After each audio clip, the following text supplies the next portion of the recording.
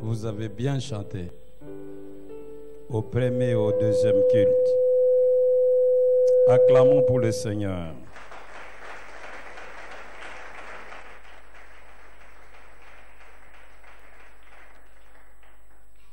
Nous avons une mauvaise culture. Nous couvrons des loges les morts. Il était un homme de bien.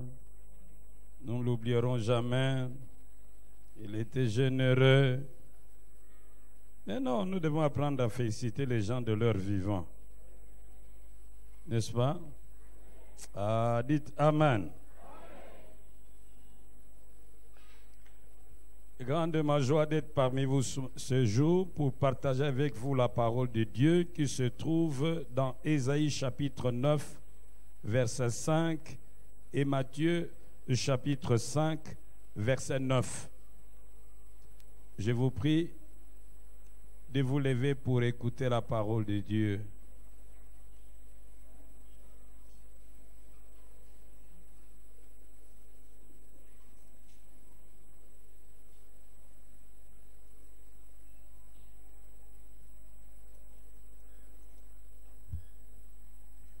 Nous lisons au nom de notre Seigneur Jésus-Christ.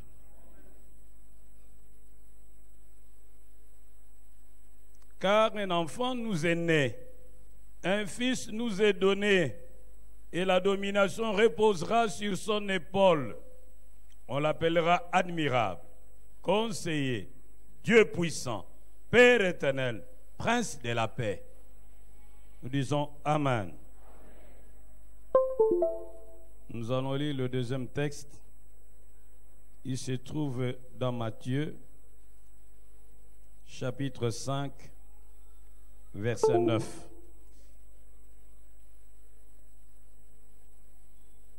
Heureux ceux qui procurent la paix, car ils seront appelés fils de Dieu. Veuillez vous asseoir. Tendre Père Céleste, nous te rendons grâce pour ce moment d'édification mutuelle que tu nous donnes. Viens et parle à chacun de nous. Aide-nous, Seigneur, à nous laisser corriger et redresser par ta parole. Au nom de Jésus-Christ de Nazareth. Amen.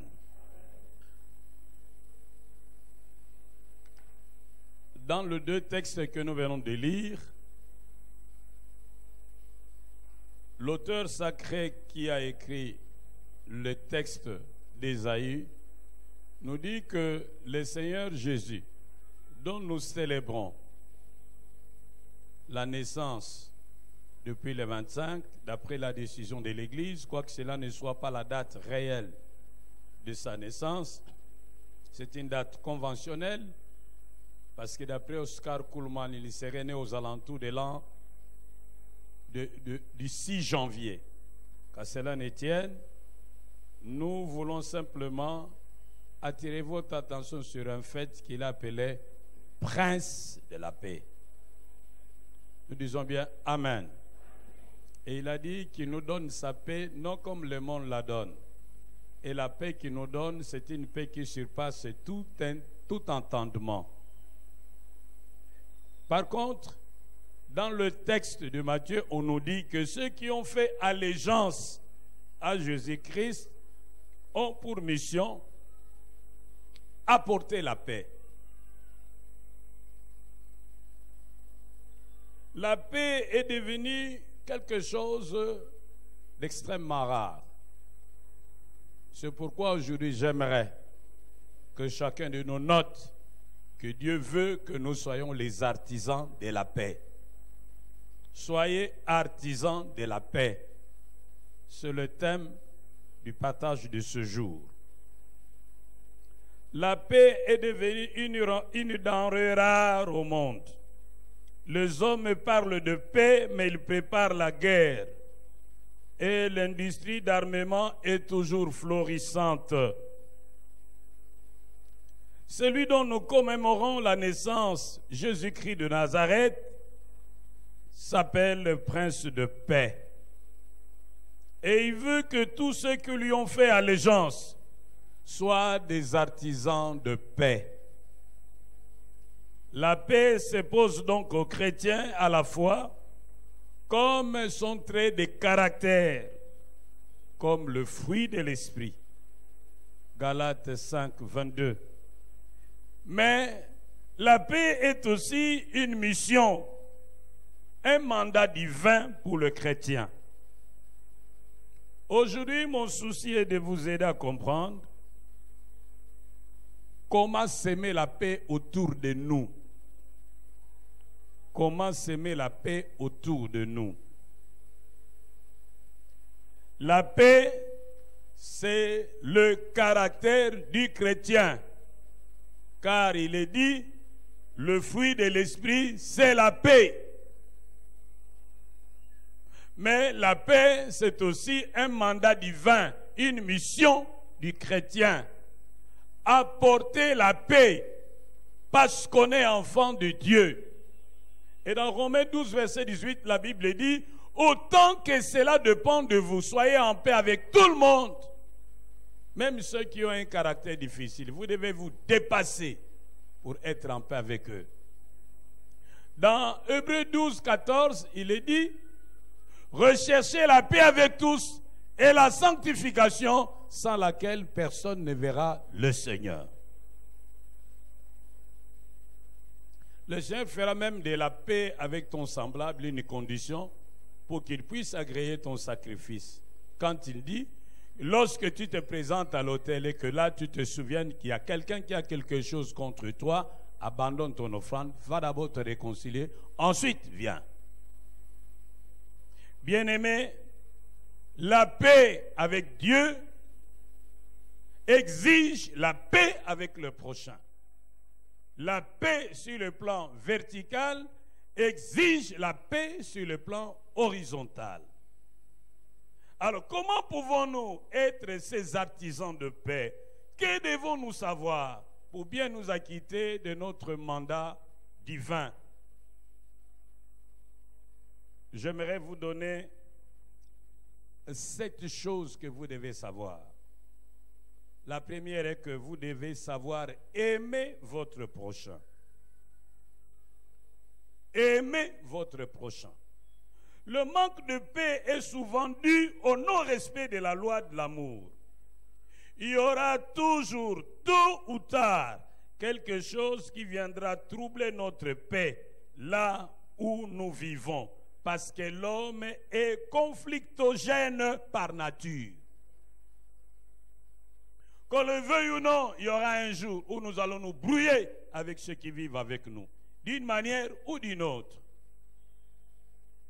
Déjà, Dieu lui-même s'est brouillé avec les anges au ciel. La Bible nous dit, il eut guerre dans les cieux.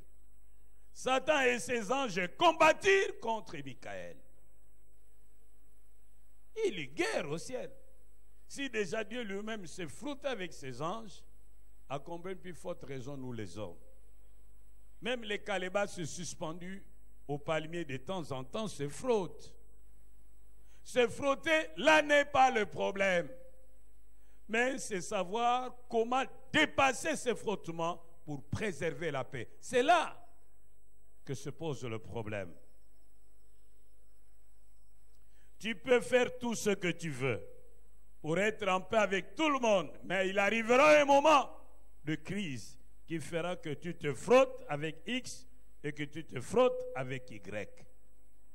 Lorsque cela arrivera, réagissons comme réagisse la fleur. Réagissons comme réagit la fleur. Lorsque vous prenez la fleur et vous l'écrasez, la fleur réagit comment? Elle vous donne son parfum. Elle vous donne les meilleurs d'elle-même. Bien-aimés, aimons et ne nous vengeons pas. Aimons et n'haïssons pas. Aimons, rejetons le mal, mais ne rejetons pas l'offenseur. Aimons, supportons l'offenseur. Donnons-lui une seconde chance. Mon frère, ma soeur, lorsque tu auras la possibilité de donner quelque chose à celui qui t'a offensé, ne retiens pas, donne. Quand tu auras la possibilité d'accueillir celui qui t'a offensé, accueille-le, ne le rejette pas. N'aimons pas à cause d'eux. Lorsque nous aimons à cause d'eux, en réalité, nous n'aimons pas, nous apprécions la personne. Dans nos rapports avec les autres, il y a des gens que nous aimons. Il y a des gens que nous apprécions. Il y a des gens que nous utilisons. C'est dommage. Donc, dans le rapport de l'homme avec l'autre, il y a des degrés. Il y a des gens qu'on aime. Il y a des gens qu'on apprécie. Et il y a des gens qu'on utilise. Il y a des gens qui t'aiment. Il y a des gens qui t'apprécient.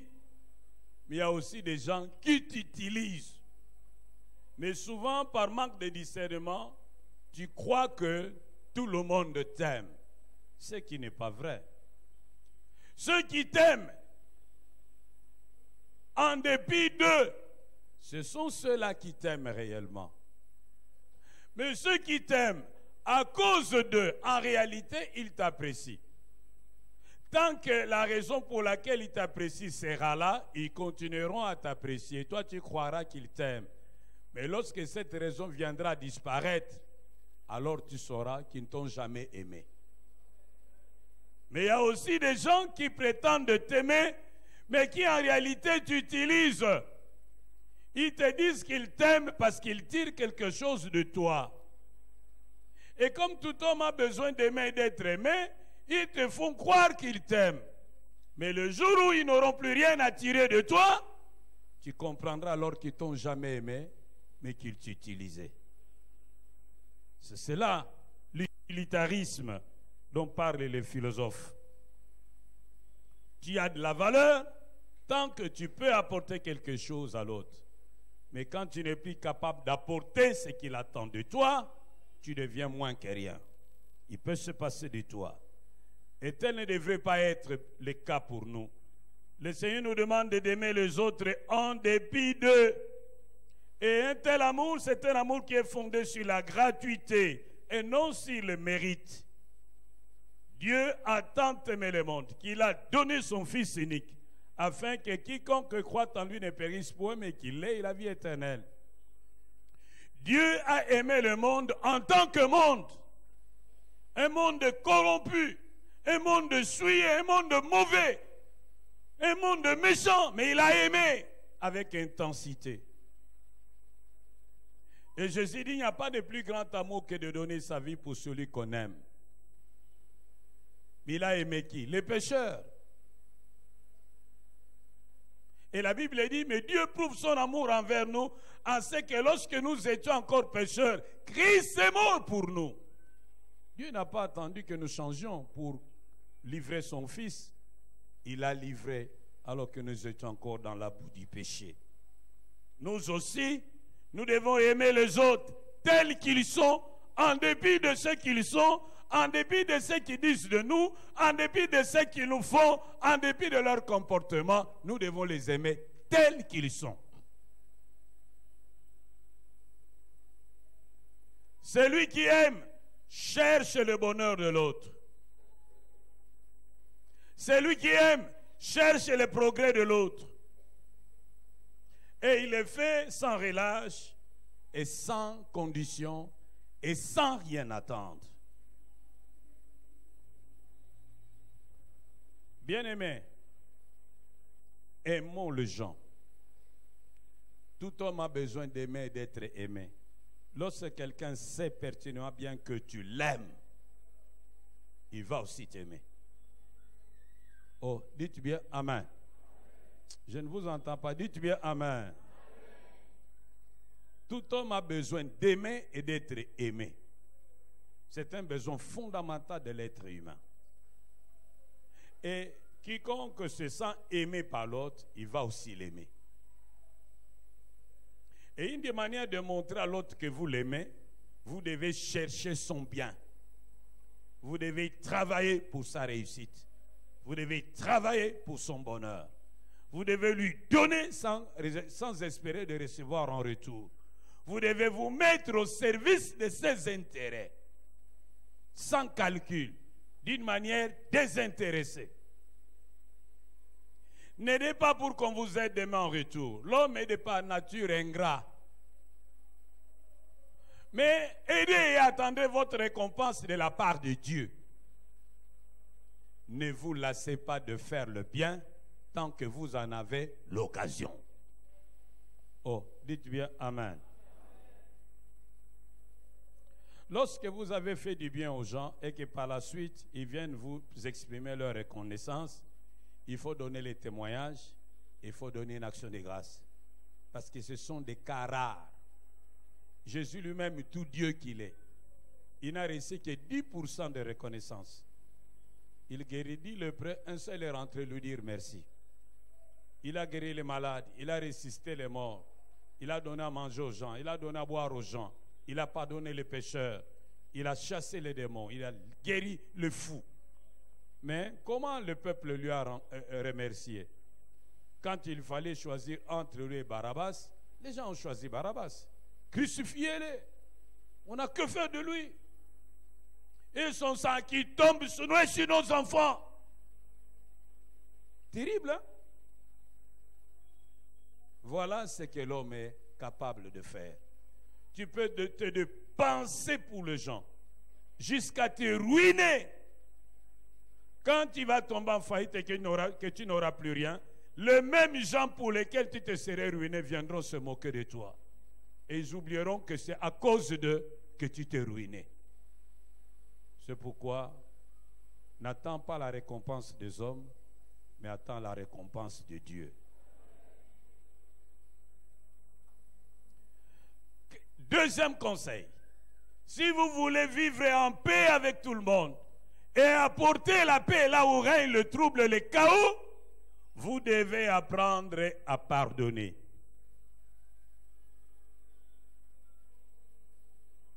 La Bible dit, dans 2 Corinthiens 5, verset 19, « Car Dieu était en Christ, réconciliant le monde avec lui-même, en n'imputant point aux hommes leurs offenses, et il a mis en nous la parole de la réconciliation. » Et dans Matthieu 6, 15 à 14, Matthieu 6, 15 à 14, Jésus dit, « Si vous pardonnez aux hommes leurs offenses, votre Père céleste vous pardonnera aussi.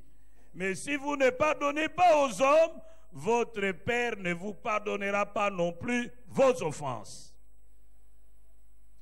Nous l'avons dit ici avant, que l'homme est conflictogène. Un jour, une crise pourra éclater entre toi et ton prochain.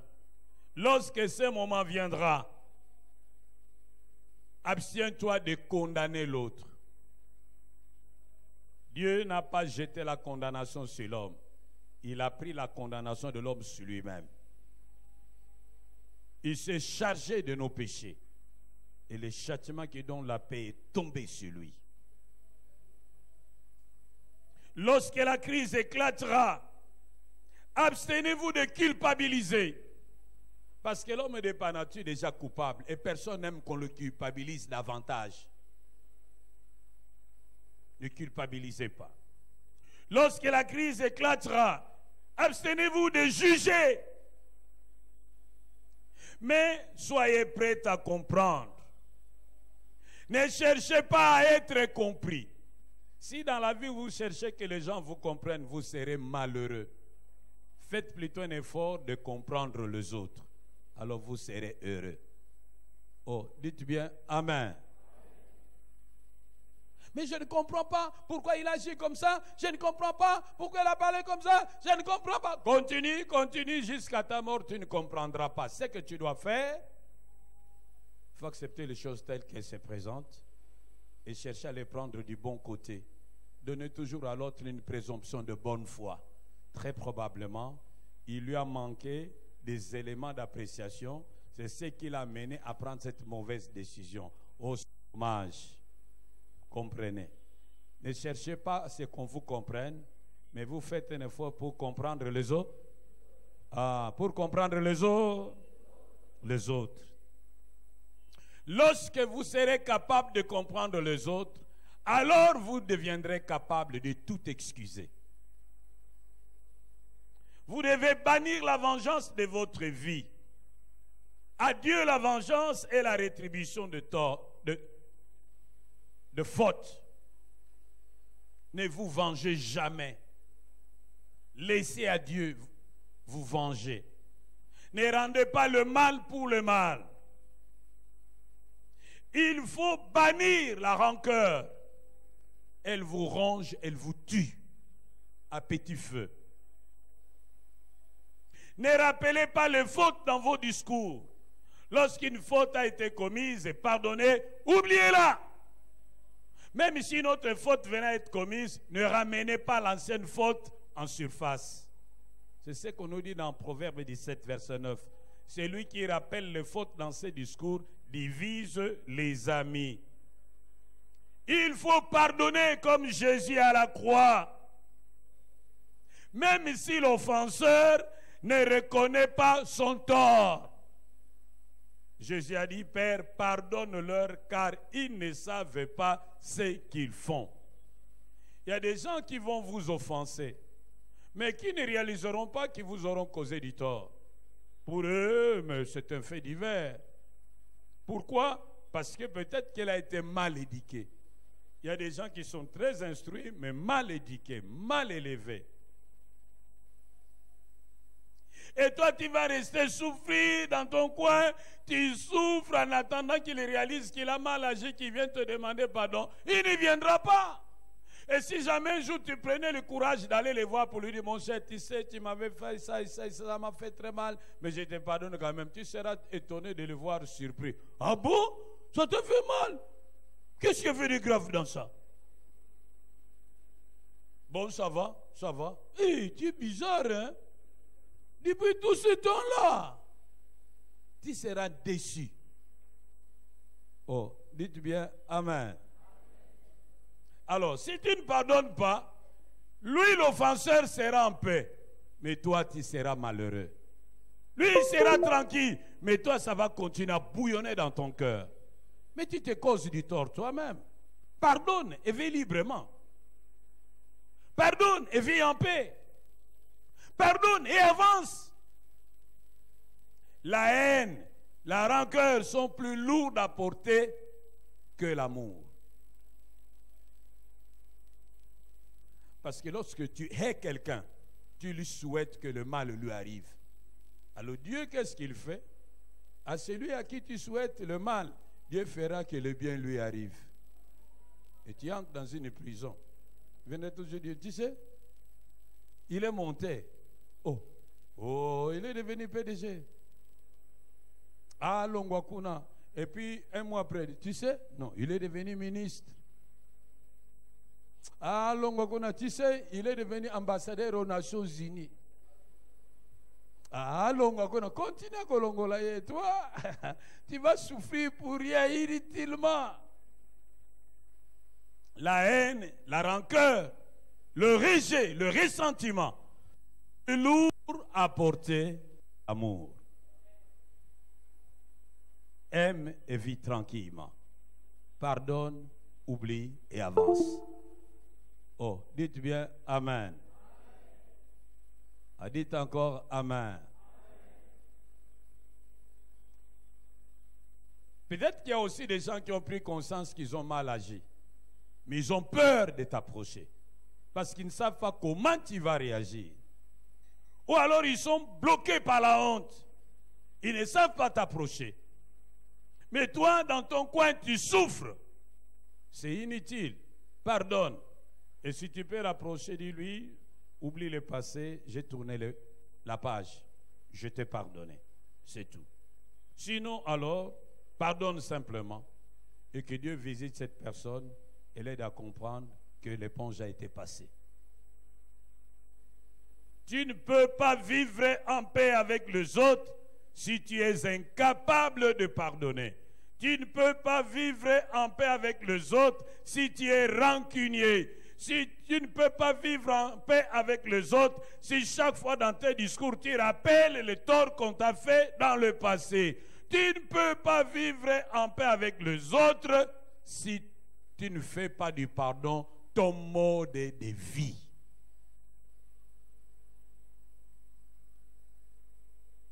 Alors, en ce qui concerne le pardon, il faut que tu lèves déjà l'option. Quel que soit ce qui arrivera, je pardonnerai. Il ne faut pas attendre que la crise éclate pour commencer à réfléchir si oui ou non tu dois pardonner. Il faut que l'option soit déjà levée. Moi, dans ma vie, quoi qu'il en soit, quoi qu'il en coûte, je pardonnerai. Oh, dites encore Amen. Il y a un pasteur, Richard Wurmbrand, il est décédé. Il était le responsable de l'aide aux églises martyrs. Il a dit dans une de ses brochures, il ne faut pas attendre que la crise éclate pour lever l'option de ce qu'on fera. Il faut lever l'option de ce qu'on fera avant que la crise n'éclate. Par exemple, tu dois déjà dire, quoi qu'il en soit, quoi qu'il en coûte, je ne renierai pas Jésus. Autant mourir que renier Jésus. Tu dois déjà prendre cette décision maintenant. Et le jour où on va commencer à persécuter les chrétiens et qu'on va te demander, renie Jésus, comme ça on te laisse en vie, tu diras, j'ai déjà décidé que je ne renierai jamais Jésus. Tu meurs. Tu dis, est-ce que cela arrivera? Oui, ça va arriver. C'est déjà arrivé à Nairobi. Il y a des gens qui étaient à bord d'un bus, ils voyageaient, et puis ils ont été arrêtés par les Shebabs. Et les Shebabs ont demandé aux musulmans d'aller dans un coin et aux chrétiens de l'autre côté. Alors, on a demandé aux chrétiens, toi tu veux continuer avec Christ ou bien tu veux abandonner Jésus? Et que tu dis, non, moi je continue avec Christ. Bam! Maintenant, toi qui viens, le deuxième sur la ligne. Tu veux continuer avec Jésus ou avec Jésus jusqu'à la mort? Bam! Et tu vois qu'il meurt, hein? Ce n'est pas de la blague. Plus de 10 étaient abattus à bout portant. Ils n'ont pas renié la foi. Il faut lever l'option maintenant. Oh, dites bien Amen. Tu dois lever l'option. Je n'entrerai pas dans les sciences occultes. Tu lèves déjà l'option. Autant que je sois chômeur, mais je n'entrerai pas pour rien au monde. Le jour où dans ton entreprise, ton chef te dira, il y a une promotion, mais il faut que tu adhères à notre loge, voici les formulaires, tu diras, chef, merci d'avoir pensé à moi, mais moi je n'adhère pas à ça. Tu choisis où tu adhères ou tu quittes. Je préfère quitter que d'adhérer. L'option doit être levée maintenant, avant que la crise ne vienne. Ainsi en est-il du pardon. Tu dois lever l'option dans ta famille. Quoi que mon mari me fasse, quoi que ma femme me fasse, je pardonnerai. Quoi que mon enfant me fasse, quoi qu'il arrive, quoi qu'il en soit, je pardonnerai. Alors tu sauras vivre avec les gens. Oh, dites encore Amen. Deuxième conseil. Ah, très bien. Je vois que vous suivez. Troisième conseil. Si tu veux vivre en paix avec tout le monde, tu dois savoir faire des concessions. Faire des concessions au nom de la paix. Lorsque vous tirez les draps, ta femme tire les draps, toi aussi tu tires les draps, il faut que l'un de vous cède, sinon le drap va se déchirer. Au nom de la paix, il faut savoir faire des concessions. Jésus dit dans Matthieu 5, 38, vous avez appris qu'il a été dit œil pour œil, dent pour dent. Mais moi, je vous dis de ne pas résister aux méchants. Si quelqu'un te frappe sur la joue droite, présente-lui aussi l'autre. Si quelqu'un veut plaider contre toi et prendre ta tunique, laisse-lui prendre ton manteau. Laisse-lui prendre encore ton manteau. Nous disons bien Amen. Jésus dit que nous devons apprendre à faire des concessions au nom de la paix. Nous devons éviter les procès. Nous devons toujours privilégier un règlement à l'amiable. Nous pouvons accepter les procès qu'en tant qu'ultima ratio. C'est-à-dire qu'après avoir épuisé tous les moyens de réconciliation, tous les moyens de règlement à l'amiable, lorsque la mauvaise foi de l'autre est établie, alors en ce moment-là, on peut aller à la justice pour qu'elle puisse nous départager, parce qu'on ne peut pas se faire justice. Mais dans d'autres cas, il faut renoncer à ses droits pour préserver la paix, si cela ne va pas causer préjudice à un tiers. Dans certains cas, tu dois renoncer à ton droit. Mais tu ne dois renoncer à ton droit pour sauver la paix que si et seulement si ton renoncement ne va pas préjudicier les autres, causer du tort aux autres. Je donne un exemple. Tu es une femme mariée et du vivant de ton mari, vous avez pu construire une maison. Et tu as encore des enfants en bas âge, des enfants qui ne travaillent pas encore, qui ne se prennent pas encore en charge, qui vivent à tes dépens. Et puis un beau-frère vient, juste après la mort de ton mari, il dit, sors de cette maison parce que nous avons beaucoup souffert à payer les minervales de notre grand frère. Sors, va-t'en où tu veux avec tes enfants. Et les enfants, nous te donnons comme cadeau d'amour. Mais nous avons besoin de la maison. Tu ne peux pas céder cette maison. Parce qu'en renonçant à ton droit de propriété de cette maison, dont tu es copropriétaire avec ses enfants, tu auras trahi les enfants. Tu auras préjudicié les enfants. Tu dois dire non. Mais si tu ne comprends pas bien ces messages, tu vas dire, écoute,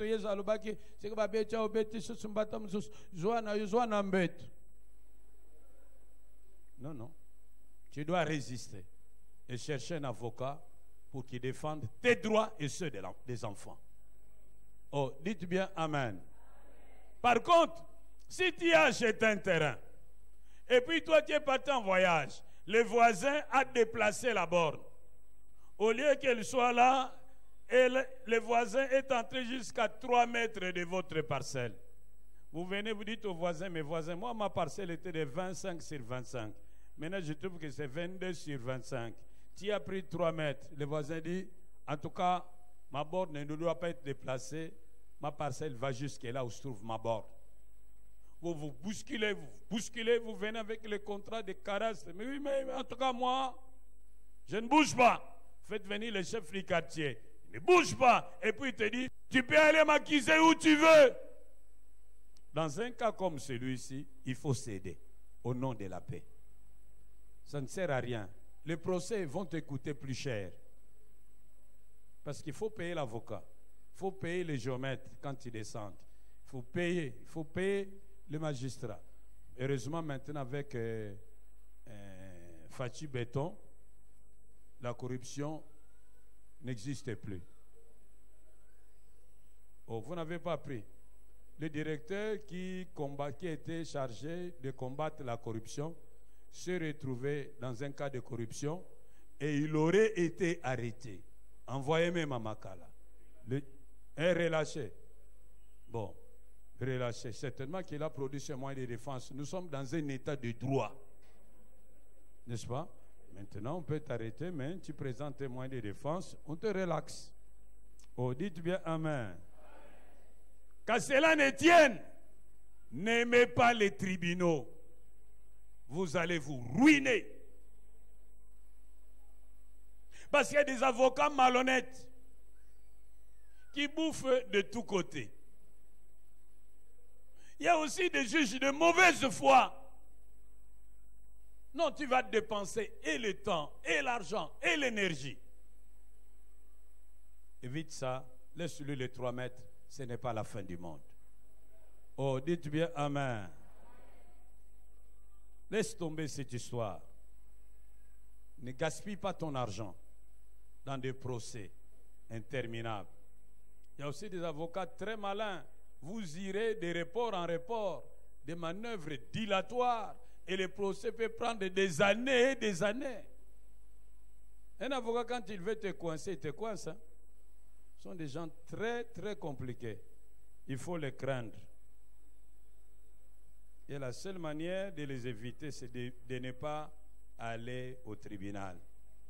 La Bible dit dans 1 Corinthiens 6, verset 7, « C'est déjà certain de faux chez vous que d'avoir des procès avec les autres.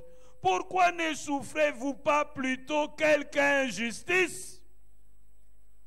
Pourquoi ne vous laissez-vous pas plutôt dépouiller? » Moi, j'aimerais ajouter, au nom de la paix. Il faut parfois accepter l'injustice.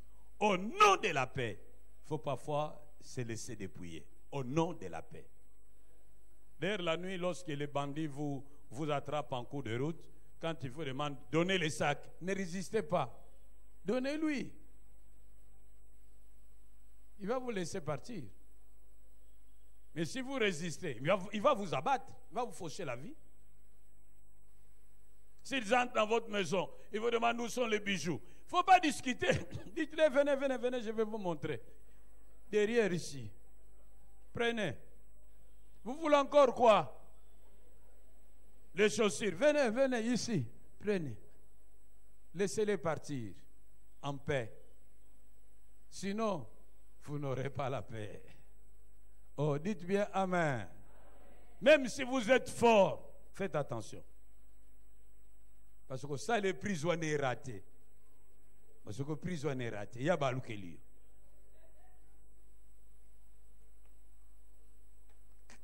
Quatrième conseil. Si vous voulez vivre en paix avec tout le monde, même avec les hommes et les femmes au caractère difficile, soyez humbles. Sachez être humble. Un homme humble sait écouter et respecter les autres. Un homme humble ne juge pas les autres parce qu'il sait qu'il est lui-même capable de faire autant de bêtises ou même pire que la personne qu'il veut juger. Un homme humble ne peut pas être plus sévère que Dieu. Un homme humble n'expose pas la nudité des autres, mais la couvre. Lorsqu'il sait qu'un tel a mal agi, il ne fait pas de publicité autour de ça. Un homme humble. Un homme humble évite d'imposer ses opinions et il évite aussi de s'imposer. Un homme humble accepte la contradiction et la correction. Un homme humble sait reconnaître ses torts. Un homme humble sait reconnaître la valeur des autres et sait les apprécier, les élever. Un homme humble évite d'humilier qui que ce soit, mais il honore tout le monde, petits et grands, riches et pauvres, instruits ou non instruits. Un homme humble reconnaît son importance, mais en même temps, il reconnaît qu'il n'est pas irremplaçable. Celui-là est un homme humble. Et il n'a pas peur d'être remplacé. Un homme humble. La Bible dit, Dieu fait grâce aux humbles, mais il résiste aux orgueilleux. Si tu veux que les gens te repoussent, sois seulement orgueilleux.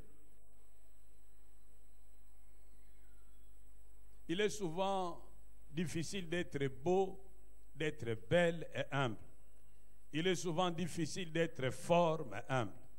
Il est souvent difficile d'être riche, mais humble. Il est souvent difficile d'être marié, mais humble devant les femmes célibataires. Il est souvent difficile d'être une mère avec beaucoup d'enfants, mais humble devant une femme sans enfants. Il est souvent difficile d'être un bon orateur, mais humble devant les piètres orateurs. Oh, que le Seigneur nous aide à être humbles, à réaliser que nous ne valons pas plus que les autres. Oh, dites bien Amen. Emmanuel Levinas dit que nous devons considérer l'autre comme étant au-dessus de nous. Nous devons considérer l'autre comme étant au-dessus de nous. Nous ne devons pas parler à l'autre en le regardant en bas, mais il faudrait que nous parlons à l'autre en le regardant en haut, en l'élevant, en l'honorant, en le respectant. Oh, dites bien Amen. 6e conseil. Au 5e conseil, nous devons savoir communiquer. Nous devons savoir communiquer. Pendant la croisade, nous avons étudié le cas du couple Naaman, du couple Nabal et Abigail. Qu'avons-nous appris de ce couple? Nous avons appris qu'à cause de la méchanceté de Nabal, qui avait refusé d'envoyer de l'aide à David, David s'est fâché et était décidé d'aller exterminer sa famille. Mais heureusement pour Nabal, un des travailleurs est allé informer Abigail, qui est vite allé à la rencontre de David pour lui parler, le supplier de ne pas commettre la folie, le meurtre. Et David s'est retenu. Nous voyons que cette femme a su désarmer David de sa colère et elle a mené à changer sa décision parce qu'elle savait bien parler. La Bible dit dans Proverbe 10, verset 19, « Celui qui parle beaucoup ne manque pas de péché. » Beaucoup de gens vivent en conflit avec les autres parce qu'ils parlent trop. Et souvent, ils parlent trop sans contrôle. Tout n'est pas bon à dire. Dieu nous a donné 2 oreilles pour écouter 2 fois. Une bouche pour parler 1 fois. Nous devons écouter plus et parler moins. Dis à ton voisin, écoute plus et parle moins. Dis-lui ça. Reprends, dis-le lui, écoute plus et parle moins. Voilà. Ton problème et le mien, c'est que nous parlons trop. À cause de cela, nous commettons beaucoup de bêtises. Nous blessons les gens, nous frustrons les gens. Nous créons des problèmes avec des gens, inutilement. Dans Proverbe 12, verset 18, la Bible dit, « Qui parle légèrement blesse comme un glaive, mais la langue des sages apporte la guérison. » Bien-aimé, la Bible est claire. Elle dit que celui qui veille sur sa bouche garde son âme. Celui qui ouvre de grandes lèvres court à sa perte. Parle moins, écoute plus. Et lorsque tu veux parler, parle avec amour. Dans Éphésiens 4, verset 15, la Bible dit, « Dites la vérité avec amour. » Dans 1 Pierre 3, verset 15, il est dit que nous devons nous défendre avec douceur et respect. Donc, parle avec douceur et respect. Nous devons savoir écouter l'autre et ne pas l'interrompre pendant qu'il parle. Et pendant qu'il parle, nous devons essayer de comprendre ce qu'il nous dit. Mais nous ne devons pas être sur notre défensive pour préparer nos contre-arguments. Car nous pouvons gagner la discussion et perdre le frère.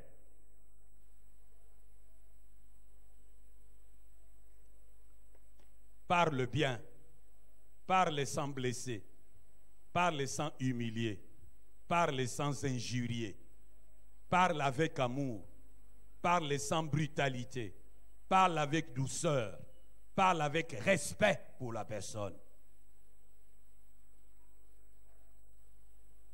Nous disons bien Amen. La poule aime le maïs. Mais l'attitude de la poule face au maïs dépend de la manière dont vous lui donnez le maïs. Si vous lui donnez le maïs avec violence, elle va fuir. Mais si vous lui donnez le maïs avec amour, elle pourra même venir manger dans la paume de votre main. Ainsi en est-il de tout homme. Tout homme aime qu'on lui dise la vérité. Mais votre manière de lui dire cette vérité déterminera son attitude vis-à-vis de vous et vis-à-vis de votre vérité. Il va vous balancer, vous et votre vérité. Allez-vous-en!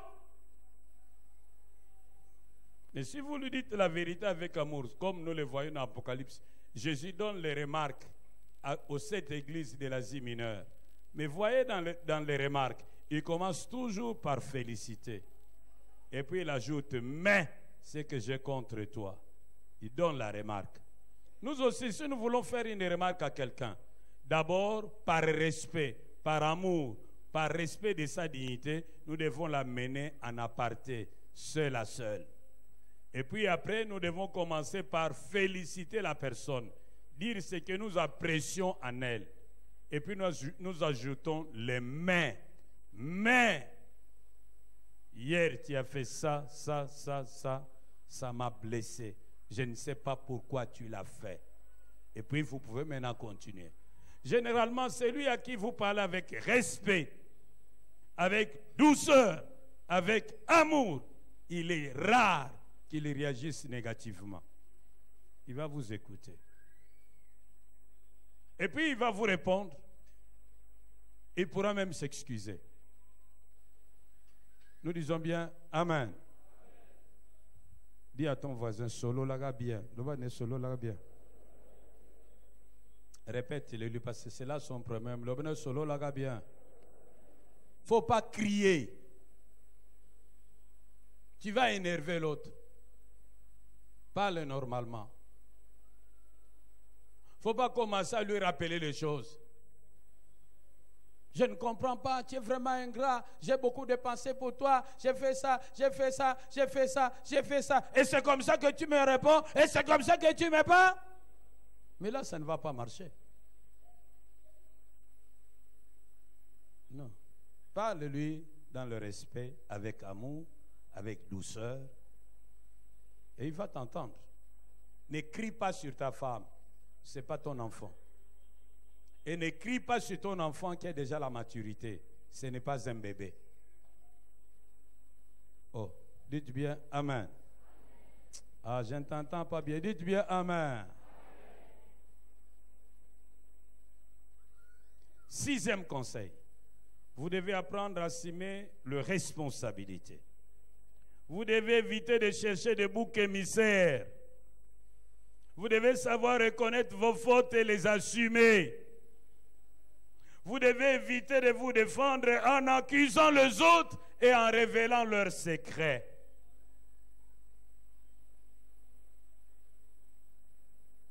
Évitez de chercher des boucs émissaires, comme Adam accuse Ève. Et puis Ève accuse les serpents. Cette politique des boucs émissaires les a conduits au chaos. Il faut seulement assumer.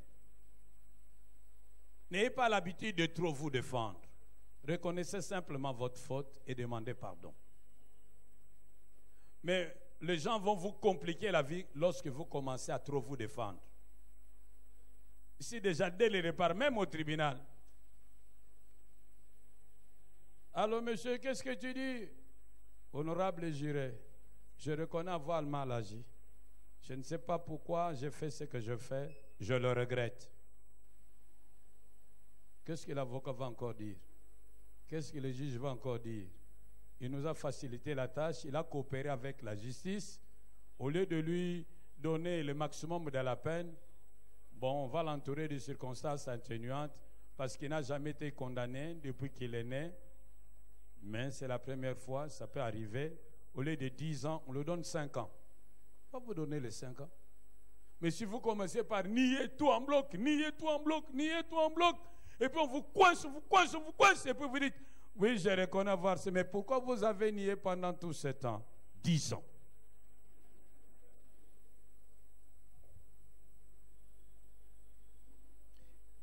Évitez de chercher des boucs émissaires, même dans votre vie. Si vous cherchez toujours à attribuer la faute aux autres pour justifier vos échecs, vous ne vous en sortirez pas. Ne mettez pas tout sous le dos des démons et sur le dos des sorciers. Voyez votre propre part de responsabilité. Obalagate ponani. Et c'est depuis Yoko la batia ulitoité. Mais pourquoi Osaka Kaboyo comme les gens à 45 ans? Peut-être qu'Osaka ça la fière. Quand tu avais 22 ans, tu étais très belle. Alors tu pensais que c'est toi la lune. Maintenant, tous ceux de ton âge sont passés.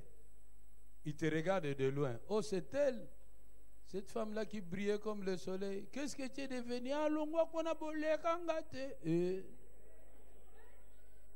Solo la bienté. Nous disons bien Amen. Et voilà. Ne mettons pas tout sur le dos des sorciers. Ne mettons pas tout sur le dos des démons. Apprenons à reconnaître nos propres responsabilités. Alors nous pourrons changer.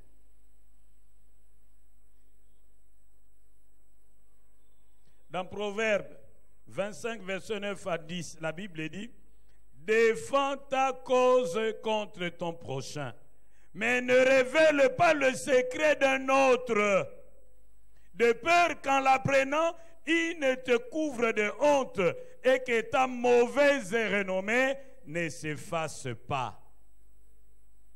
Défends ta cause, mais ne dévoile pas le secret de l'autre. Défends ta cause, mais n'expose pas l'autre. Assume ta responsabilité. Un point, un trait. Il ne faut pas dire, mais chef, tu me punis parce que je suis arrivé en retard. Mais hier, André était aussi arrivé en retard, mais vous ne l'avez pas puni. Pourquoi 2 poids 2 mesures? André va l'apprendre et tu auras des problèmes avec lui. Défends ta cause, sans révéler les secrets de l'autre.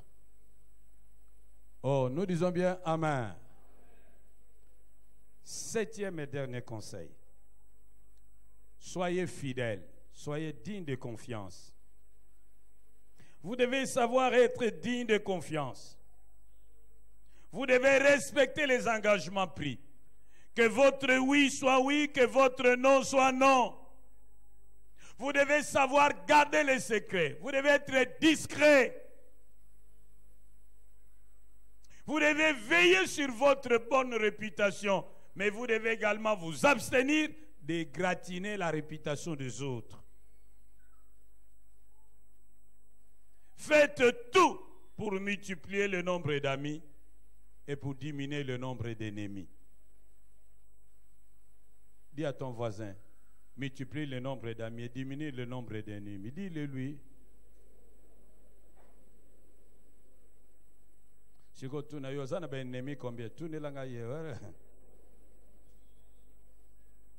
Wana bangwe bele likama izamabe. Multiplie le nombre d'amis, diminue le nombre d'ennemis. Parce que ton ennemi pourra devenir incontournable demain. Oh, dites bien Amen. Je ne t'entends pas, dites bien Amen.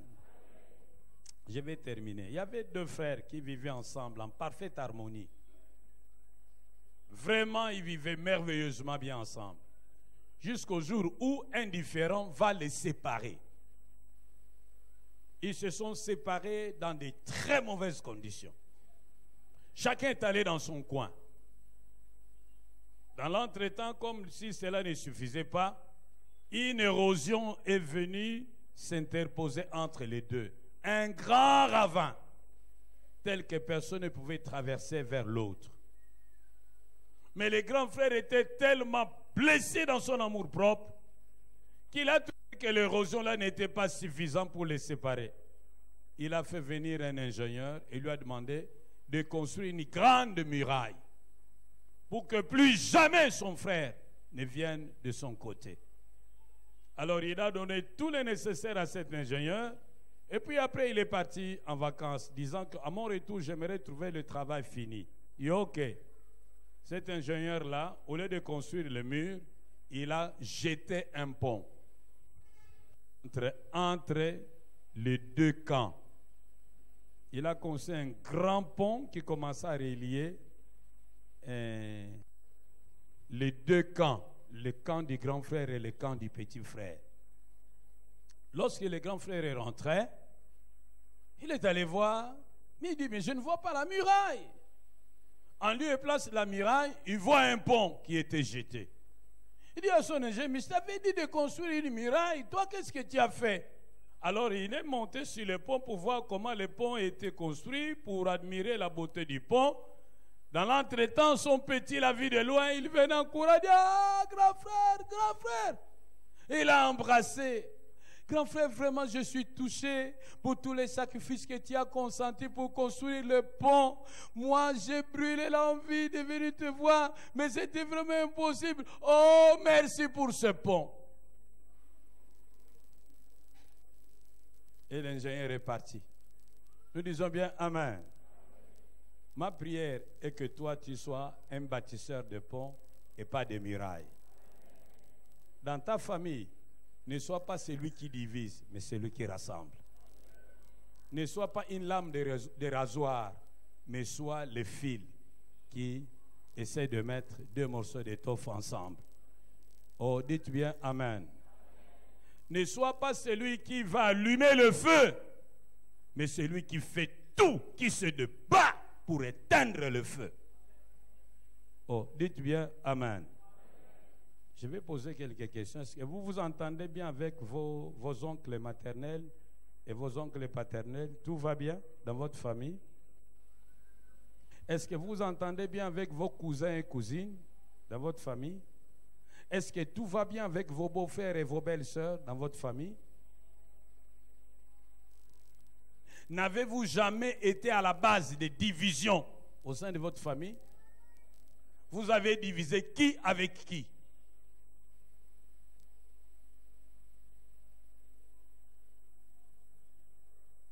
Avez-vous révélé un secret qui a entraîné la division dans la famille?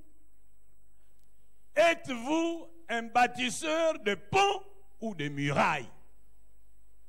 Êtes-vous une lame de rasoir ou cette aiguille qui essaye de mettre deux morceaux d'étoffe ensemble? Êtes-vous un pyromane ou un sapeur-pompier? Ma prière est que chacun fasse tout ce qui est à son pouvoir pour être un artisan de paix au nom de Jésus. Amen.